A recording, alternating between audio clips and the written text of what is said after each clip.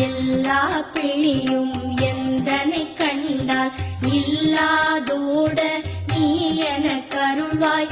ஈரேழ் உலகமும் எனக்குறவாக ஆணும் பெண்ணும் அனைவரும் எனக்கா மண்ணாளரசரும் மகிழ்ந்துறவாகவும் உன்னை துதிக்க உன் திருநாமம் சரஹண பவனே சைலொளி பவனே திரிபுர பவனே திகழொளி பவனே பரிபுர பவனே பவமொழி பவனே அரிதிருமருகா அமராபதியை காத்து தேவர்கள் கடல் சிறை விடுத்தார்.